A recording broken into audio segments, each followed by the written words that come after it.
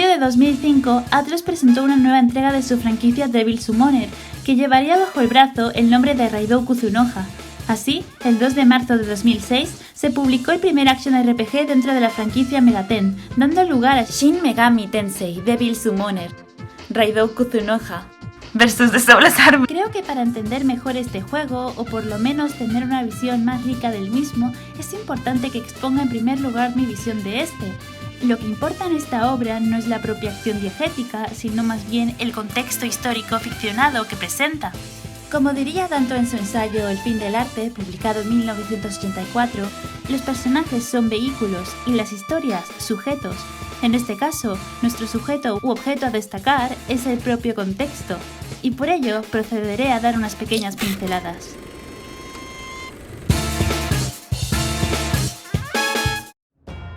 Japón, era Taisho, 20. Una época histórica de cambios, transición e industrialización para hasta aquel entonces cerrado país que intentará adaptarse a las costumbres occidentales no por motivos bélicos o imperialistas, sino adaptativos y de supervivencia, o al menos en esta primera fase.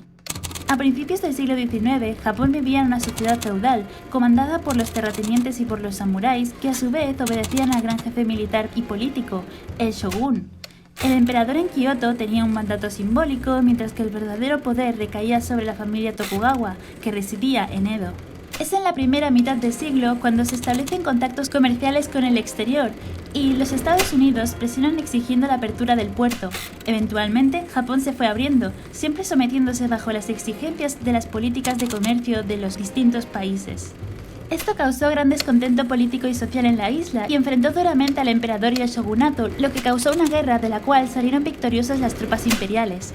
De este modo, el nuevo poder se trasladó a Edo, antigua residencia del shogun, que fue rebautizada como Tokio, dando inicio a la era Meiji. El emperador ahora tenía poder absoluto. Tras plantear reformas que unificarían y darían cohesión a la identidad japonesa, se observó que no servía de nada ser conservador, ya que la presión occidental se les venía encima. Es por esto que la naturaleza de sus reformas es de hecho occidentalista, además de tener un corte nacional expansionista, es decir, ser imperialista. De hecho, para llevar a cabo estas reformas se hicieron misiones diplomáticas que durarían desde 1871 hasta 1873, y así, gracias a los contactos establecidos, sería posible enviar estudiantes al extranjero y llevar expertos occidentales a las universidades, como bien se observa en Daigaku Tensaiban, con el ejemplo de Asogi como estudiante de intercambio y el Dr. Watson como profesor de la facultad. Se eliminó el sistema feudal creando un parlamento y se acabó con la influencia de los terratenientes y samuráis, lo cual explica por qué años después, ya en la era Taisho, era escandalizante ver a alguien con una katana, como bien se refleja en Kimetsu no Yaiba. Y diréis, bueno Sunny, todo esto está muy bien, pero ¿está realmente relacionado de una forma estrecha con la experiencia que nos ofrece el juego? Bueno, sí y no. Me explico. Se puede disfrutar de este juego por lo que es, por sus mecánicas y por los propios personajes, pero siento que se pierde mucho si no se tiene en cuenta que es durante estas reformas cuando se construye una línea ferrocarril, que estaremos usando durante la partida para desplazarnos entre localizaciones, así como se fundaron distintos periódicos que formarían una parte importante en toda esta modernización. ¿Y qué implica todo esto en el personaje de Tae? No es periodista por casualidad, está intentando, además de aportar interés diegético, exponer un sector que fue relevante en su época, y es una mujer, lo cual me parece chapó. Además, es aquí cuando se formó el Ministerio de Guerra, influenciado por el sistema prusiano que trasladaría de sector por la fuerza a mucha población campesina. Y esto es importante porque el propio ejército tiene un peso destacable en la historia, por algo se lo nombra en el título, y por tanto daré paso a la parte 2. El juego nos relata el viaje de un joven en sus últimos años de adolescencia, Yohei, el cual ha heredado el nombre de Raidou Kuzunoha, el 14º, nombre asignado por generaciones a destacados invocadores de demonios. Este deberá demostrar su valía como portador de tal realizando diferentes tareas que Narumi, un detective especializado en temáticas paranormales y algo perezoso, nos irá asignando. Todas ellas serán en compañía de Goto, un gato parlante asignado como nuestro guía. El juego promete nuevas e hilarantes aventuras hasta que recibimos una llamada de una adolescente desesperada, muy asustada, y que pide que la matemos. Acto seguido, aparecen unos guardias y se la llevan. A partir de aquí, deberemos desentrañar el misterio detrás de su secuestro, el cual tendrá una escala que va desde un simple caso de desaparición, a un drama familiar, a un drama empresarial, que a su vez expondrá un drama social, que será clave para la formación de un ejército de soldados sin alma que a su vez serán conducidos por la voluntad de Dios sin alma. ¡Es un mecha gigante! Pero, poniendo frenos, me parece muy interesante cómo se utiliza la ansiedad de la gente ante los cambios repentinos en la estructura social para personificarlos o hacerlos parte de una narrativa.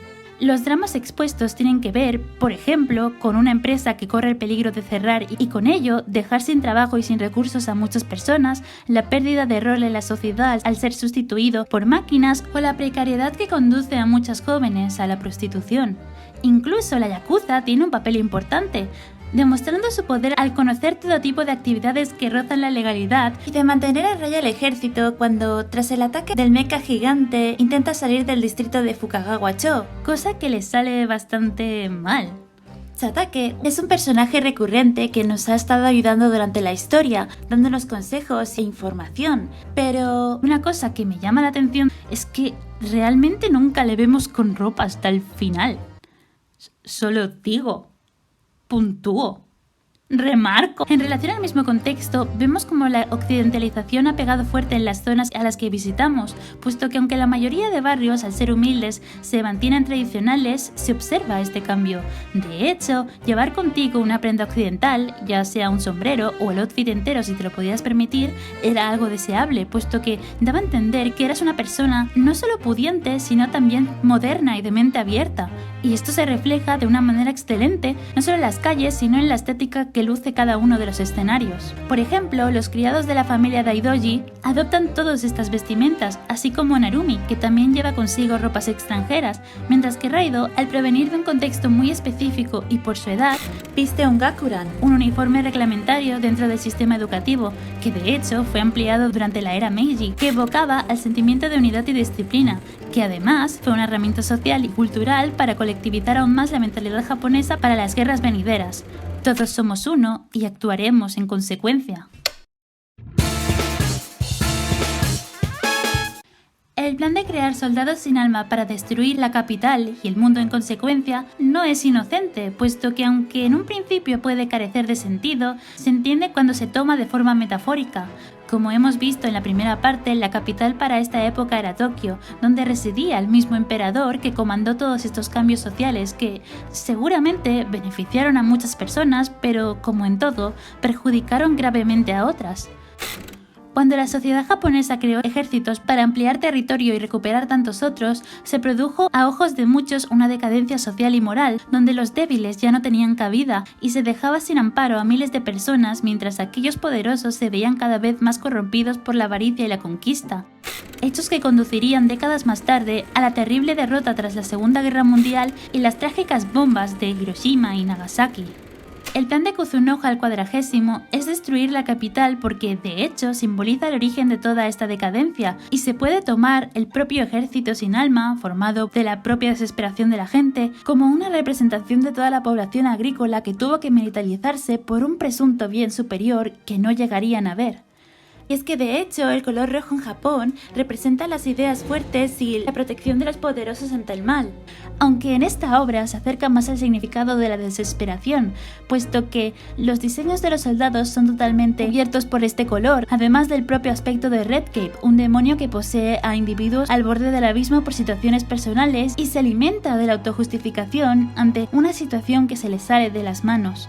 Y es que esta misma aparición, basada en Akamanto, un espíritu que se aparece a personas en baños públicos y les ofrece papel higiénico y que acto seguido los mata, solo ofrece una forma de salvación, y es que la víctima lo ignore o huya, siendo esta última una característica de Redcape, que por cierto estaría muy agradecida si me dejaras avanzar en la historia. Es interesante cómo esta característica se ve reflejada también en la manera de actuar de los propios personajes, ya que, por ejemplo, si lo ignoras como hace Narumi, sobrevivirás a él, pero si le prestas atención como Tae, puedes acabar... bueno, o como Raido, enfrentándote a un dilema moral que decidirá sobre la vida de muchas personas. Algo que añade a esta narración es la aparición de Kudan a partir de la mitad del juego, ya que añade más tensión al anticipar un destino cruel. Y es que la batalla final da a entender que quizá no estamos haciendo lo correcto a largo plazo y que por nuestras acciones incluso más gente morirá en el futuro. Y además, teniendo en cuenta que Shin Megami Tensei es una franquicia que habla de mundos postapocalípticos, pensamos en si realmente no somos nosotros el verdadero villano, quitándole a Kuzunoha todos los recursos que tenía para alterar la historia y finalmente venciéndole. Sin embargo, hay elementos que nos dicen que quizás sí debíamos pararle. Uno de ellos es Inari, un símbolo sintoísta y budista representado con la apariencia de un zorro, que podemos observar en la entrada del templo Shinoda. En esta ubicación también encontramos al heraldo de Yatagarasu, siendo esta última una figura clave en la obra general, ya que lo último que vemos al terminar el juego es un cuervo, que además de simbolizar el renacimiento tras una gran batalla y tragedia, está relacionado con el sol, que también aparece en la intro, y este, a su vez, es representativo del propio imperio. El Yatagarasu se usa como una señal de afirmación ante la intervención de un ente divino en las acciones humanas, y es por esto que el propio diseño de Yohei evoca a este ave. Quizá las decisiones tomadas fueron parte de un plan divino, un plan que a nivel general podría interpretarse como positivo. ¡En principio! Llegados a este punto, vemos cómo el equipo que se encargó de este juego tuvo en cuenta muchos elementos históricos para crear una experiencia de juego como poco carismática, no solo reflejándolos en los propios personajes, sino también en la jugabilidad.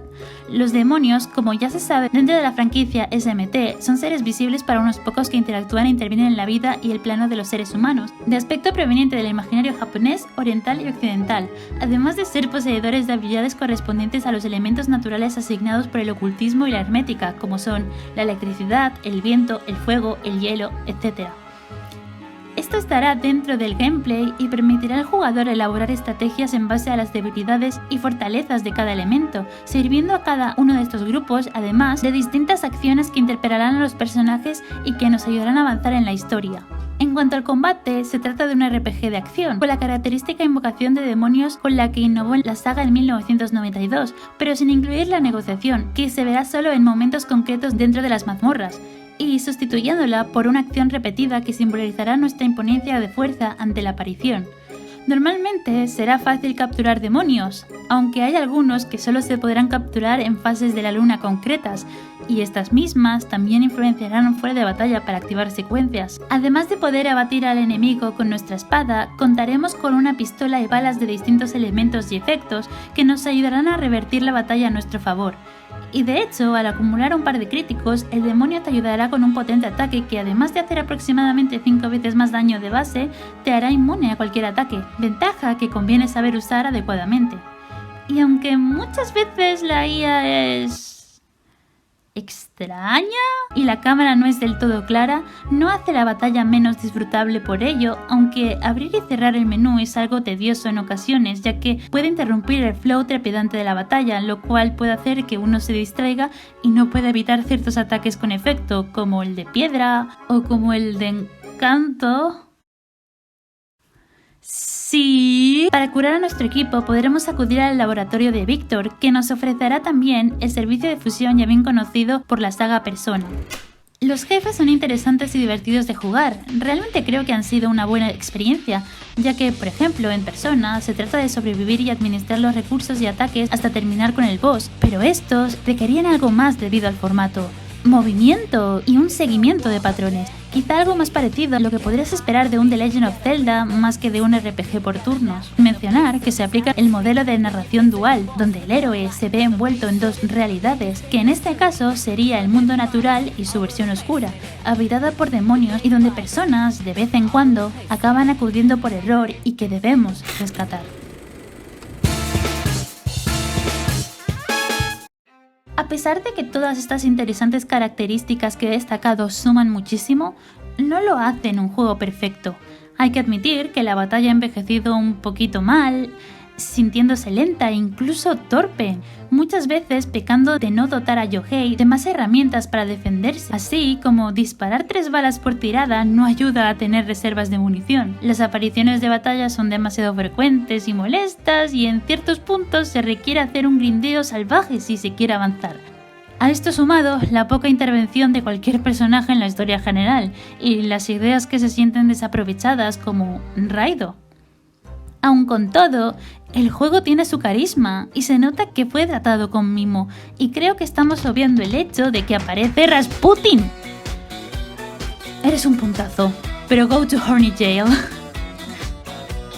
Al final, este es un juego que recomendaría. A pesar de todo, se me ha hecho muy disfrutable e interesante, y le he cogido mucho cariño.